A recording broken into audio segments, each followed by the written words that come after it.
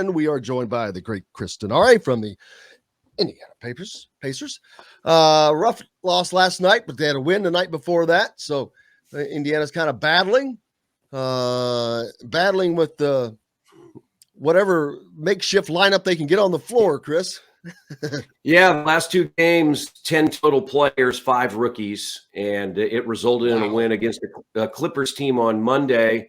That is in the play-in situation. They don't have Kawhi Leonard. They don't have Paul George, but they're about a 500 team, and they've got a lot of talent.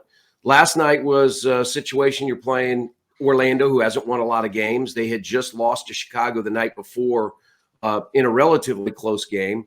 They've got Jalen Suggs, who played at Gonzaga, Franz Wagner at Michigan, Wendell Carter Jr. at Duke. I mean, you look at it sort of like a college all-star team. And the Pacers had their 10 again. However, 22 seconds into the game, Isaiah Jackson, the center out of Kentucky, who had 26 points and 10 rebounds against the Clippers, sprains his ankle. So now you have 9 players.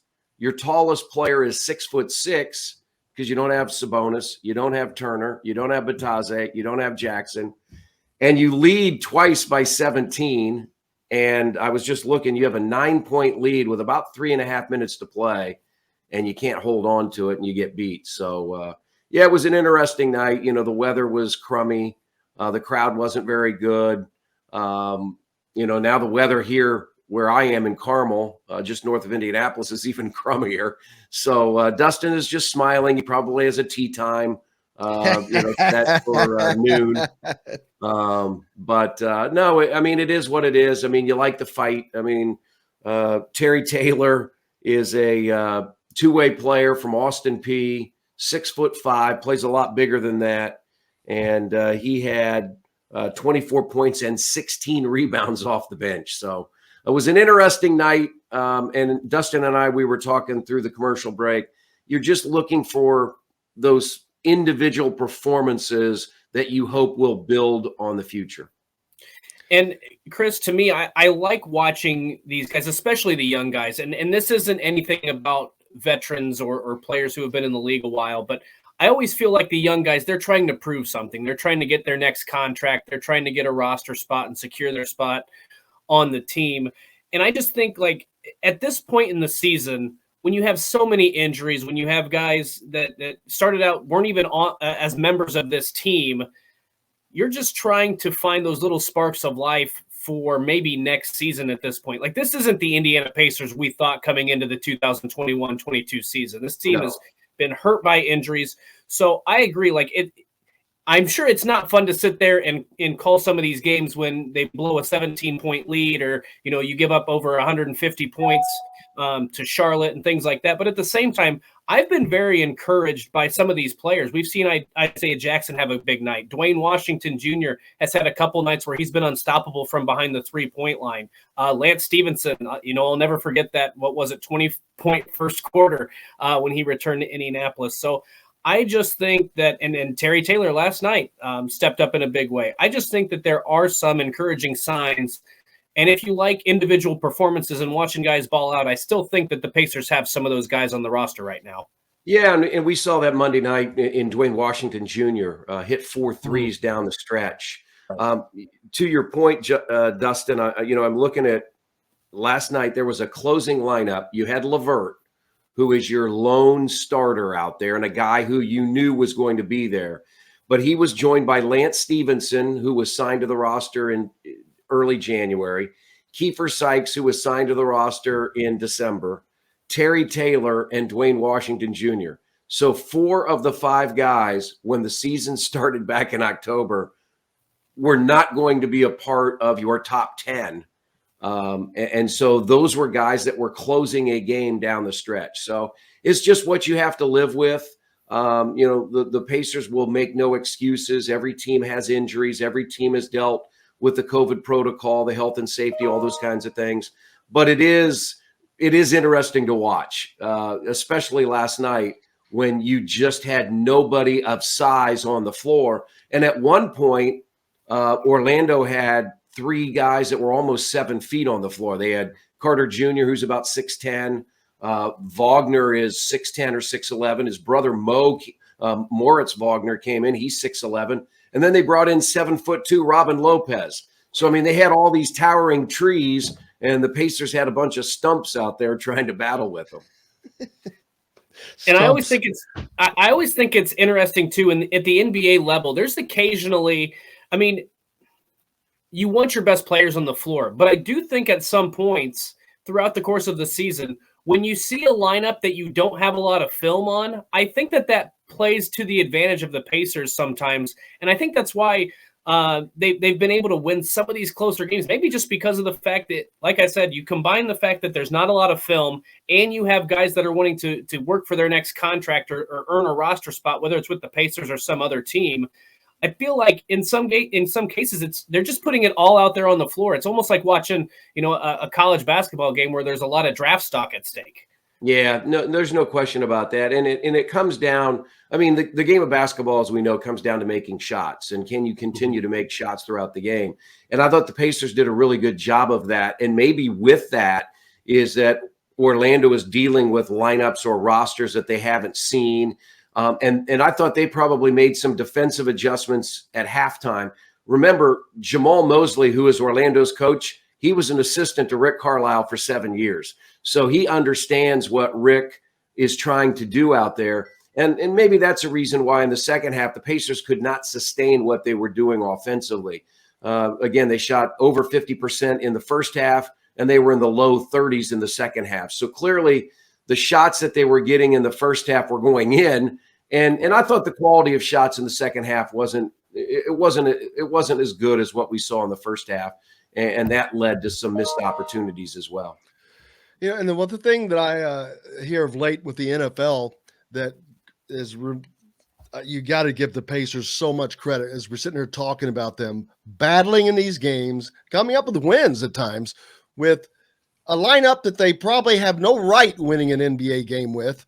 But yet now we've got NFL coaches claiming some of their owners have offered them cash to lose games in order to bolster their draft stock. And we've talked about the fact that Indiana has never been in that position because they just haven't tanked. Last year they could have tanked, and man, they battled. Right now they could tank. It's easy. You could tank without even look like you're tanking, and they're not. They're fighting their ass off, and that's ignored. And it should actually be. I don't know if it should be rewarded because that's the right thing to do, but I think it's being ignored, and I think it needs to be acknowledged. Well, I think the one thing the NBA has done, and this is where I give the NBA credit. I mean, I think building the play-in situation gives more teams an opportunity to pursue a playoff opportunity. And with the lottery, it's not just based on record. Now, sure, the team with the worst record is going to have the highest percentage of getting the number one pick, but it's not a lock. And again, you look at the NFL, it's all based on record. If you have the worst record, you're going to get the number one pick. So I think the NBA has tried over the years to do the best that they can to make it equitable and fair. But at the same time, you want competition. And if you have fans going to games that are paying ticket prices that they're paying, they want to see players and coaches giving it their all. And I would agree with you. I mean, that's been the mantra of the Pacers, especially since the Simons bought it nearly 40 years ago. They've not had a single-digit draft pick. They're probably looking at that where we are right now. But they've done a really good job over the years. I mean, we were talking about this. I was walking out with some people last night. They did it when I started in 2006. Those first 4 years were not very good. The team really turned with the 2010 draft when they got Paul George and Lance Stevenson. They had already drafted Roy Hibbert, and then in free agency they added David West, and they made the trade to get George Hill. Those were basically your 5 starters on the team that went to the Eastern Conference Finals in 2013 and 2014. So they built it with that.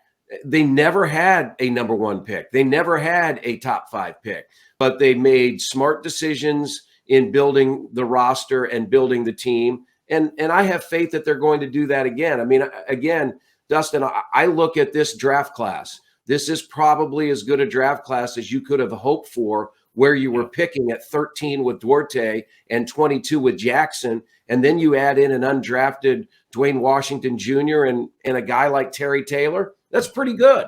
Now, is that going to win you a championship? No. You've got to add to that. But if you continue to do that, you get some veterans healthy, you figure out what you're going to do, that's how you make the stair step up in the Eastern Conference. And I don't want to say this is going to probably come across as bad, but I think there's a silver lining when you see some of these players who have, they've been injured. That creates opportunities for Chris Duarte. That creates opportunities for Dwayne Washington Jr. and Isaiah Jackson. And then that gives the front office some opportunities to see, okay, what can we build around? What do we need to add through the draft? What's available that way? Who's coming up on the free agent? What kind of trades can we make?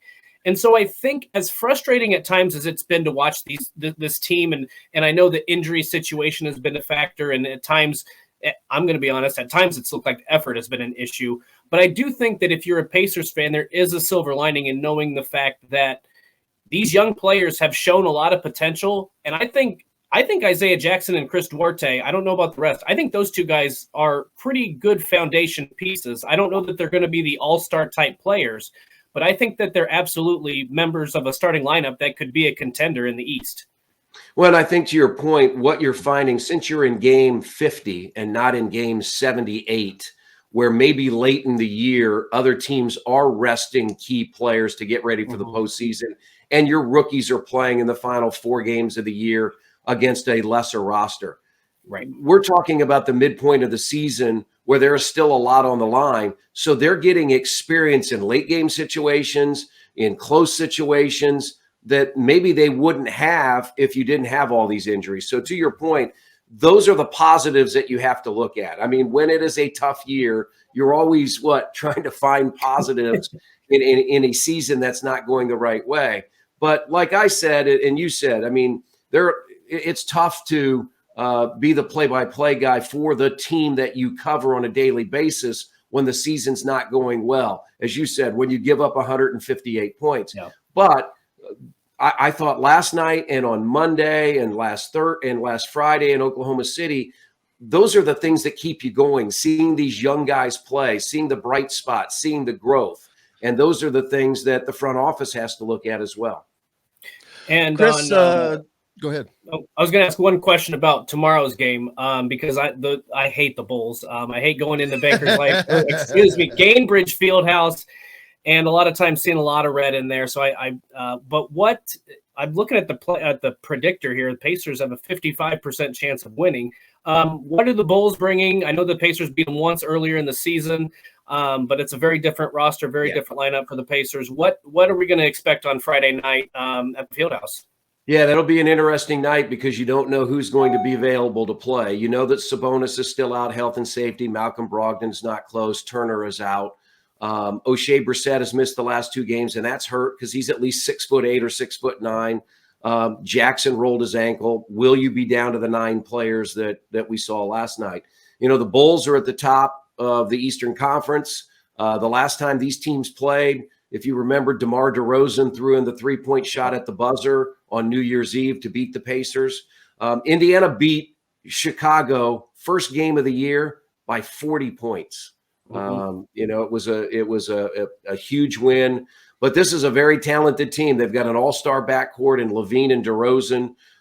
Nick Vucevic is playing well. The guy to watch is on a real roll right now. You guys followed him when he played at Illinois, is Ayo Dosunmu. He was a second-round draft pick by the Bulls. He's a Chicago native, and the former Illini star is really playing well right now for Chicago.